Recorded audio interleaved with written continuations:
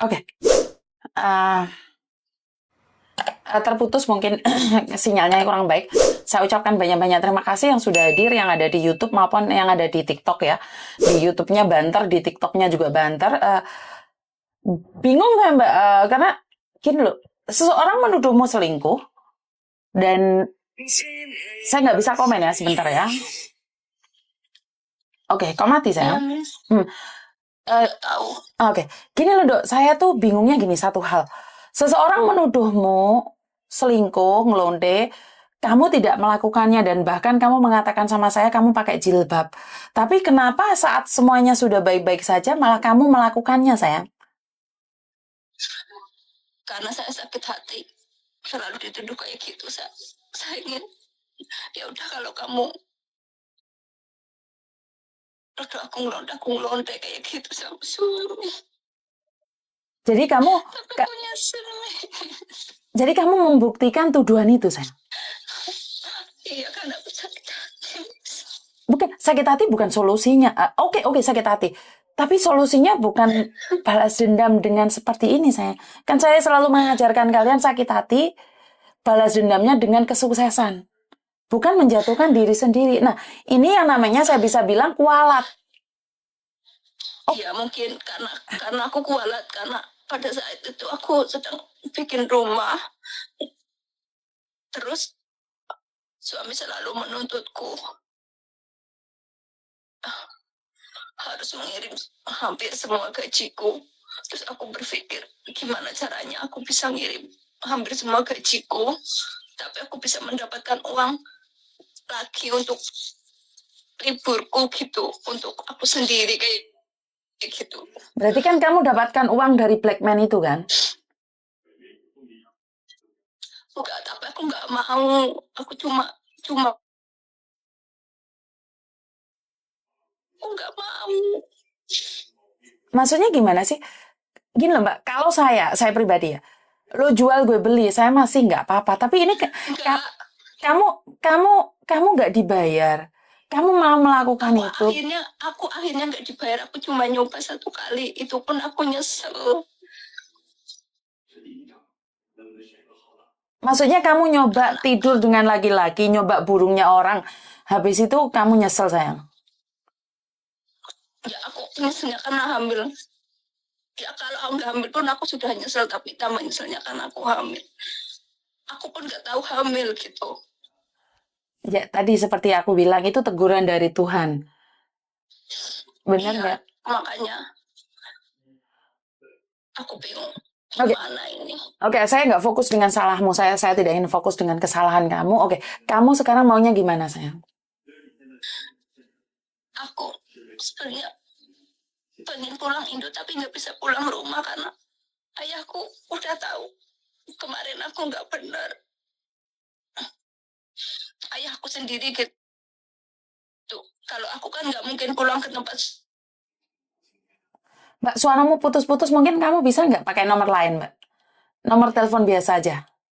Suaramu putus-putus, sayang. Halo? Halo? Oke, suara Mbaknya putus-putus. Saya nggak tahu ada apa dan bagaimana. Oke, saya masih nggak masuk di logika saya. Saya minta maaf, saya. WhatsAppmu putus-putus terus, Mbak? Ya, karena aku pakai wifi. Oke, berarti kamu pengen pulang tapi nggak pengen pulang ke rumah keluargamu, benar nggak, sayang? Iya, aku pengennya tuh cari yayasan yang bisa menampung aku sementara sama bayiku gitu. Oke. Soalnya kan. Kapan kamu pulang, sayang? Aku tanggal 16 Juni aku finish. Terus aku kemarin cari-cari yayasan di Google. Terus aku ngobrol sama pemiliknya, katanya mau nerima aku kayak gitu. Tapi jangan cari yayasan yang nggak amanah ya, ntar malah ada sesuatu di belakangnya. Ya, makanya aku mau minta saran Miss Yuni, maksudnya. Ya udah, ntar tak carikan yang saya kenal saja ya, sayang ya. Iya. Ini aku udah ada nyawa di perutku. Terus aku kayaknya habis lahiran aku mau nitipin, aku mau kerja lagi. Yang ini yang kerja yang sungguh, yang benar gitu soalnya. yang kemarin udah jadi pengalaman buruk aku, Miss. Yang ini. Siap, siap. Ya udah, kamu sebelum pulang cari aku ya. Dan sekarang saya akan mencari orang-orang yang bisa dipercaya untuk membantu kamu. Ngerti nggak? Iya, Miss. Jadi tak simpen nomormu. Kamu ada apa-apa cari aku ya sayang ya. Ya, oke, Miss. Makasih banget loh, Miss. Oke, ya udah nggak usah dipikirin ya sayang ya. Oke, terima kasih. Oke, dan ingat loh, ini sudah saya up. Nggak usah baca komen-komen orang yang membulimu. Oke? Iya, Miss. Ya, Miss, terus kayak gini, Miss, buat pelajaran yang lain. Oke. Jangan ada yang kayak aku lagi, Miss. Oke. Karena kalau sudah kayak gini, misal pun percuma, Miss, percuma.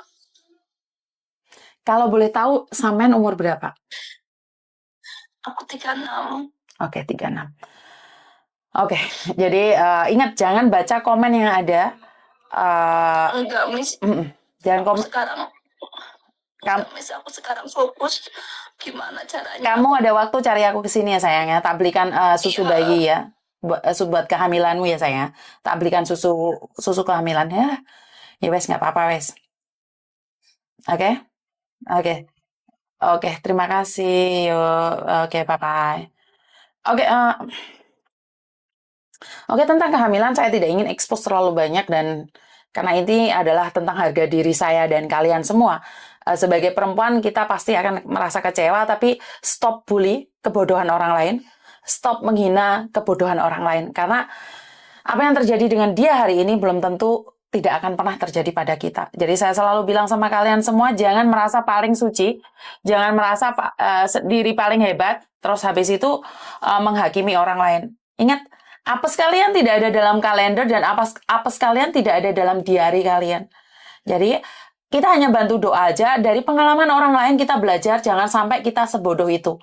Kalau kita bertengkar dengan suami, bukan berarti pelampiasan mencari manuk-manuk yang lain. Jadi mencoba sekali manuk hitam, ternyata sangat mandi sekali. Jadi buat teman-teman, saya tidak peduli dari mana sampean, dari background apapun sampean. Tapi ingat, sekali kamu menghina, kamu bisa mendelete statusmu, kamu bisa menghina orang lain, kamu bisa menghapus dan meminta maaf. Tapi ingat, ilmu yang kamu berikan pada orang lain akan kembali padamu. Dan apa yang kamu tanam akan kembali padamu. Jadi buat teman-teman ini adalah pelajaran buat teman-teman yang lain. Ini adalah pelajaran buat teman-teman yang lain. Bahwa apes itu tidak ada dalam kalender dan hidup ini jangan dicoba-coba gitu loh. Kalau kamu bermasalah dengan suamimu bukan berarti mencoba manuk, Mbak. Ya, ini yang sudah terjadi, saya nggak akan komen lebih dari itu. Saya nggak berani komen lebih dari itu, karena saya percaya apa yang kita tanam, kita akan menuai. Cuman, kedepannya, buat kalian semua yang sekarang bermasalah dengan suami, bermasalah dengan keluarga, jangan lampiaskan kemarahan kalian dengan mencari pelarian manuk-manuk. Kalau nggak apes, nggak apa-apa, Mbak. Banyak kok, sorry dalam tanda titik koma, pelacur. Berapa mereka main dengan laki-laki. Mereka nggak bunting kok. Nggak hamil. Ada beberapa orang yang menikah resmi, sah di mata agama dan juga negara. Nggak hamil kok. Ya ini mungkin cara Tuhan untuk menegur kita semua bahwa banyak hal yang perlu kita pelajari dari kehidupan ini. Jadi saya selalu meminta buat kalian semua, jangan pernah menghakimi siapapun, karena Anda tidak berhak atas kehidupan orang lain. Saya tahu ini kebodohan saudara kita, saya tahu ini kebodohan teman kita. Tapi bukan berarti kebodohan ini akan kekal padanya. Siapa tahu kebodohan itu akan kembali pada kamu yang saat ini komen tidak baik. Karena saya sering kali loh di screenshotin sama orang dan dikatakan, Miss Juni, kenapa memberikan kebodohan pada orang lain, membantu orang lain yang bodoh, kan dia yang bodoh, kenapa kamu harus memberikan pencerahan? Mbak, kalau dia bodoh dan kita datang, itu kita seperti lilin di kehidupan dia. Bukan berarti kita memberikan kesempatan pada dia untuk melakukan kesalahan yang kedua kali. Kalau dia, terima kasih, iku kapalnya pemanuk ya, kayak untuk manuk, untuk paper crane. Terima kasih. Jadi saya selalu berkata bahwa tepuk dada tanya selera, belum tentu apa yang kamu dapatkan hari ini, apa yang kamu punya hari ini itu adalah milikmu. Dan apa yang sekarang kamu hinakan pada orang lain, akan melekat pada hidupan orang lain juga. Siapa tahu setelah dia seperti ini, dia suatu saat menjadi orang yang lebih baik lagi. Ya, jadi banyak orang sekali menghakimi orang lain karena kesalahan. Karena bodoh loh, cinta-cinta kayak gitu, nggak mungkin. Enggak. Ini adalah kesalahan, dia berani speak up. Artinya dia mengharapkan tidak ada orang lain sebodoh dia. Dia tahu dia bodoh, dia tahu. Dia datang ke sini bukan untuk dibully. Dia datang sini mengingatkan kalian. Kayak selalu bilang, bisa menolong satu, ya udah kita angkat satu. Ya, masalah kalian mau menghujat atau apapun memang hak kita ya Mbak ya. Tapi ingat, seorang anak tidak pernah meminta lahir dari ibu mana. Perhatikan kata-kata saya. Seseorang anak tidak pernah tahu dan dia tidak pernah bisa meminta, aku lahir dari rahimnya siapa. Berarti kita harus bersyukur dengan apa yang kita punya. Bukan menjatuhkan dan menghina. Sorry, ada telepon masuk lagi.